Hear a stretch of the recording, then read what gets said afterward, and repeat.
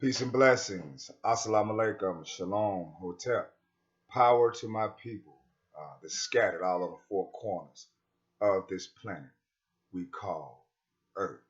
My melanated people, my rejected people, my black, dark skin, light skin, butter pecan, freckle having, kinky hair, big lip, big nose people that can stand the rays of the sun. Welcome to What It Do. This is your boy Musa. Finna bring you that fire like I try to do every time I try to bring it. And it's first of all I want to say good morning. It's Tuesday morning, it's about 4 o'clock. I'm hearing the birds chirp, and that's what's got me up. And my objective is to, like I said, motivate our people and get them to use them brain cells like they need to be using it instead of smoking them away. You know? But my subject today, it would have to be the injust in America. And we're going to finish it off with a little Boyce Watkins. Food for thought. But my first video I have right here, it was on my timeline. And it's Ohio security guard pulls gun on a black officer in full uniform. This man have his full uniform on. And they get a gun pulled on. Well, let's go to the clip. I'll let you be the judge of it. Let's rock and roll. But says he stopped at the office for a phone number to ask about a letter he got from the IRS. Deputy Gaston says the guard told him he needed to put his gun in his car. Gaston said he couldn't do that. The conversation ends with a gun pointed at the deputy's back. Gaston vividly remembers that moment. Basically preparing myself to be shot at that moment, bracing for a shot in my back. The whole thing caught on security camera as the guard follows Deputy Gaston to the elevator with the gun out, and it appears his finger very close to the trigger. God The damn. guard then tries to take Gaston into custody, once again with the gun drawn. He's got a gun and he won't. But the caller from All inside this the IRS attention? office never tells 911 the man with the gun is a uniformed deputy sheriff. You went from 0 to 100. Lethal force is unacceptable. That security guard, Seth Eklund, is now facing a charge of aggravated. Seth Eklund. God damn, boy, he was ready to kill brother, man. What's up with that? I mean, that's sad, man. That is really sad. I mean, this man had his uniform on, doing his rounds, and he get drawed on. I thought this was a esprit de corps. That is a term that is used in the military where all affiliated military personnel, if it's Army, Marines, Air Force, Coast Guard, it's supposed to be a brotherhood. Even the cops supposed to be a brotherhood. But as you see, that is not so. And we got some more unjust news. And this is coming from the hip hop news. It's about the game, man. The game going through a sexual lawsuit. And I'm going to let them chime in and do what it do on that as soon as I get this audio going right. And just give me a little second, y'all. It's a sad situation. But, you got to be careful out here doing what it do, man, So we're going to let this audio play. And we're going to let's see how the unjust in America, if the balance is tilted just a little bit. Yeah, which I don't see no balance right now. It's more like this.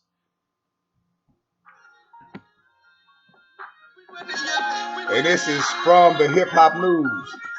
Subscribe to their channel. I get a lot of my tea from them too. They do some good work, man. and they got the time to do so. I wish I had time to do that. You know what I'm saying? But hey, peep out the content. It is hip hop news. Subscribe to their channel. Let's jump over here to this game, man, or the game, the story with him. So earlier in the year, we reported on our show that the game pretty much lost a sexual assault lawsuit to a chick that, the game all throughout the year was pretty much saying he's not paying her a dime. She lied on me. Well, the judge in that case pretty much gave an okay for them to, her last name is Rainey, to directly collect the game's royalties, and he does owe $7 million, to this young lady right now. And this is crazy to me because again, we looked up his net worth. He's worth, $22 million, but who just has $7 million just to, just to, some people have it, but I just think it's a situation where the gamut is up, bro. And another thing too, man, these people that's in the industry, I know they got money, but having all that money, man, it don't exclude you from getting humbled, or you can get strike down, or getting chosen to be taken down. I mean, hey, if I had that money, man, and I'm having sex with a lot of different women, we are signing a piece of paper. Everything is going down. I mean, everything. I'm checking. You might as well check up everything because I'm facials. I'm doing this. Hey, I'm a freaky individual when it comes to that right there. I like my sex freaky. Just being real, being a man about it. So I'm gonna write all that shit. Yes, I will write all that shit down. Have them sign that contract, so there won't be no discrepancies whatsoever. You know what I mean, man? The judge ruled you're going to have to pay because now they're coming after your royalties. They're going to begin to attach anything that you own, whether it be jewelry, cars, homes, properties, anything that's attached to your name. Now they're legally able to get. So I get it. I mean, if I would have lost the judgment, somebody lied on me, I'll be on the same shit. I ain't paying nothing. Do what you got to do. I'm hiding my shit over here, here, here. But when they start coming after money that's going to be coming into you, it's a whole nother ball game. Saying, man, what do you think about this right now, man? The judge pretty much, coming, granting the woman's motion now to seize his royalties. It's dangerous, man. It really is, because then we sitting there and we're arguing the fact of whether or not he did or did not do this. And that's major, because if he didn't do it, and even if the judge found him guilty, how are you going to sit back and try to explain to somebody that I'm going to give you a third of what I have, period? Because a judge said that I have to, but I didn't do it. If I didn't do it. Now, I don't know if he did it. I wasn't there. I'm not sitting here taking this aside. All of this is alleged. If he did do it, I'm sitting here right now wondering if the punishment fits the crime. And I'm not putting anything against anything. If he did do it, it's disgusting and she deserves compensation. But $7 million. Oh God, answer me this: is this a situation where she sued for $7 million and won $7 million, or because he's not paying, there's more being added on? What did she win? Awarded that, Joe. That's the judgment amount. They awarded, $7.4 million. And that's what it was. Now, $7.4 million. God, I mean, ooh, just for a possibly, you did this to me. You did this to me. It could be a pointed finger. So, black man and black woman, you have to realize what you're putting yourself out there for, man. I mean, you're a target on so many levels. Black men, you know what we're a target of. Black women, just look out for the tricks that and the snares that may get you. As far as this free income living or whatnot, or food stamps, beware. It's a price for everything, because everything is not free. You see how they took us out the home on y'all, and we struggling. Man, this shit wasn't bad like it's 30 or 40 years ago. This is at a rapid increase. And in social media world, it's really not helping out for us to see these injustices, and we ain't doing nothing about it, or not trying to do anything about it. A lot of us are just sweeping it up under the rug. Man, dude, that is not the business at all. But I also have one more video. It's actually, I'll be watching the video, but you're gonna listen to the audio. This is from Boyce Watkins. Boyce Watkins. And this is entitled, and it makes so much sense too. And and this is where we see the hypocrisy within us too. We have to wake up on this. Why we build more churches than business? Oh my God. I'm gonna let them talk. I'm gonna just sit back and dissect it. If you kind of look at how we're educated about money, most of our kids don't grow up knowing how to develop an economic institution. More of our kids know how to create a church or a football team than they know about how to create a business. So true. How many of y'all, especially single mothers and fathers that want to see their children prosper in life, getting them sign up for football and basketball at a young age, groom them young, making them watch film and all this. Just imagine if we did this, giving them money or letting them work and be creative for their own job and motivate them in that stance, because doing that, they're becoming a tool. They're becoming money makers for the elite. And we can do that money stuff. We can do that ourselves, man. Don't nobody put that negative energy on the people like us to work as hard as we did, to build this country, to do this, to take all this persecution and not get shit for it. Nothing. And we in the trillions of dollars of debt. If I'm not mistaken, I heard some of my Muslim brothers talk about how much we in debt. If we had a dollar bill, we could stack $1 bill to the moon and back. I want to say, was it three or four times? That's a lot of bread. It just imagine what we could do collectively if we did get our reparations and we invested it on us, land and everything. My computer's going low, y'all, but I'm finna let Boyce do his thing. That's why you have mega churches, because we know how to make churches. That's why you have Pee Wee football leagues all throughout the United States and black neighborhoods everywhere, with thousands of black coaches everywhere, because we know how to run a football team, right? But you do not have mega businesses everywhere, because the only thing we know about business is that a business can give you a job. Right? Oh. That's the only thing that we can understand. And so I would argue that if we were to make that transition and start creating mega businesses, then we have to do the obvious, which is to train our children at an early age or put them in spaces at an early age that will train them on how to develop economic engines, economic institutions. Well, somebody else also asked, why don't we have mega schools?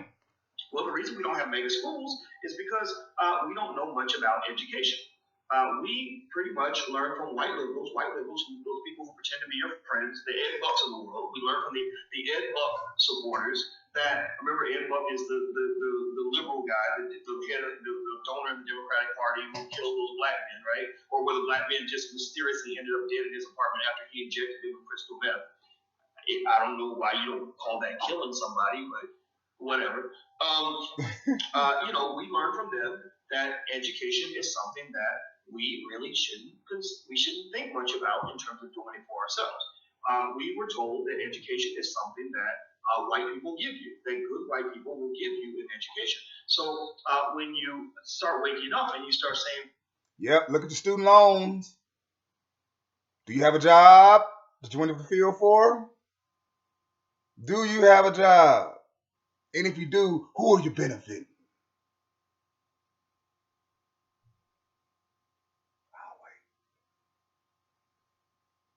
How you gonna pass it down? Can you pass it down to your children? You can't pass another job down to a child.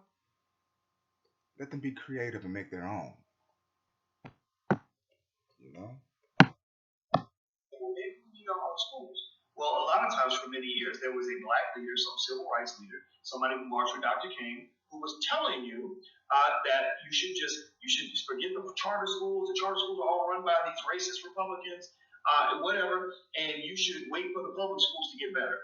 We should vote for Hillary Clinton, Bill Clinton, whoever the white Democrat was they put in your face, or Barack Obama, all these other white people, and whoever they put in front of your face, and vote for them, and they're going to make your schools better. And every single time you voted for them, and they not only did make your schools better, but your schools continue to push you down the pathway toward extreme miseducation.